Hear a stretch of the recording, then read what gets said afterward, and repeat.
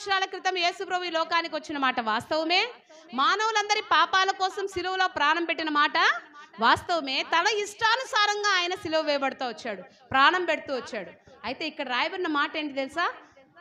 అపొస్తలుడైన పౌలు హెబ్రీలకు రాస్తూ రాయించిన మాట ఏంటంటే, ఒకసారి వెలిగించబడి పరలోక సంబంధం అంటే నువ్వు ప్రభువుని ఎరిగిన తర్వాత, దేవుని ప్రేమను తెలుసుకున్న తర్వాత, మారు మనసు పొందిన తర్వాత, తిరిగి లోకంలో లోకానుసారమైన బ్రతుకు నువ్వు బ్రతికితే తిరిగి ఆయన ఏం చేస్తానమంట? బాహాటంగా నువ్వే సిలువ వేస్తాను. వాళ్ళెప్పుడో రోమీలు వేసిన సిలువ కాదు. ఈరోజు ప్రతిదినము ఎంతోమంది క్రైస్తవులు యేసు ప్రభువుని బాహాటంగా సిలువ వేస్తున్నారు. రక్షింపబడి నువ్వు పాపం చేయడానికి నీ చెడ్డ ఆలోచన నువ్వు ఆలోచించావా? నీ ఇష్టానుసారంగా దేవుని తలలో ఏం పెడతానో ముండ్ల కిరీటాన్ని పెడుతున్నావన్న మాట మర్చిపోవద్దు. పాపం చేయడానికి నీ చేయి చేస్తున్నావంటే, ఒకరిని కొట్టడానికి దూషించడానికి నీ చేయి చేస్తున్నావంటే యేసు ప్రభువు వారి చేతుల్లో ఏం కొడుతున్నావు? నువ్వు మేకులు కొడుతున్నావన్న మాట మాత్రం మర్చిపోవద్దు.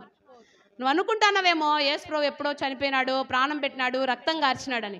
ఈరోజు నువ్వు నేను కూడా అనేక సార్లు మన వ్యక్తిగత జీవితంలో దేవునికి వ్యతిరేకంగా బ్రతుకుతూ ప్రతిరోజు సిలువ వేస్తూనే ఉన్నాం. దేవుడు అంటున్నాడు, వాళ్ళు రోమీలు సిలువ వేసినప్పుడు నేను ఇష్టానుసారంగా వేసుకున్నాను, కానీ మీరైతే మీకోసం నేను ప్రాణం పెడితే, మీకోసం రక్తం గారిస్తే, మీకోసం ముండ్ల కిరీటం పెట్టించుకుంటే, మీకోసం కాళ్ళల్లో చేతుల్లో మేకులు కొట్టించుకుంటే మీరేం చేస్తున్నారు? ప్రతిరోజు నన్ను ఏం చేస్తున్నారు? సిలువ వేస్తూనే ఉన్నారే. నా చేతుల్లో మేకులు కొడతానే ఉన్నారే, నా కాళ్ళల్లో మేకులు కొడతానే ఉన్నారే, ప్రతిరోజు ముండ్ల కిరీటం నా తల మీద పెట్టి గుద్దుతానే ఉన్నారే, ప్రక్కలో బల్లెపు పోటు చెక్కుతానే ఉన్నారే అని దేవుడు నిన్ను నన్ను ప్రశ్నిస్తా ఉన్నాడు. అడుగుదాం, ప్రభువా ఎప్పుడో నా కోసం నువ్వు ప్రాణం పెట్టావు, రక్షించావు, అయితే నా క్రియలు సరిగా లేకపోవడాన్ని బట్టి నేను తిరిగి తిరిగి నిన్ను సిలువ వేస్తున్నానయ్యా. ఈ గుడ్ ఫ్రైడే నుంచి నేను తీర్మానం చేసుకుంటా ప్రభువా, నా మాటల విషయంలో కానీ, నా చూపుల విషయంలో కానీ, నా తలంపుల విషయంలో కానీ నీకు వ్యతిరేకమైన దేవుడు వెళ్ళొద్దు అన్న చోటికి నువ్వు వెళ్తానవా? ఆయన కాళ్ళల్లో మేకులు కొట్టిపోతానవని మర్చిపోవద్దు. దేవుని సన్నిధికి రాకుండా వ్యర్థమైన ముచ్చట్లు నువ్వు పెట్టుకుంటానవా? ఆయన సన్నిధికి రాకుండా ఆ సమయాన్ని వ్యర్థం చేస్తూ ఆయన కాళ్ళల్లో నువ్వేం చేస్తానో మేకులు కొడతావు. చెడ్డ పనులు చేయడానికి చేయి చేస్తున్నావా? ఆయన చేతుల్లో మేకులు కొడతావు. దేవుడు అడుగుతున్నాడు, నా బిడ్డ ఇంతవరకు నన్ను సిలువ వేసింది చాలు. రోమీలు వేసిన సిలువ కాదు, ఆ బాధ కంటే నాకేం బాధ ఉంది?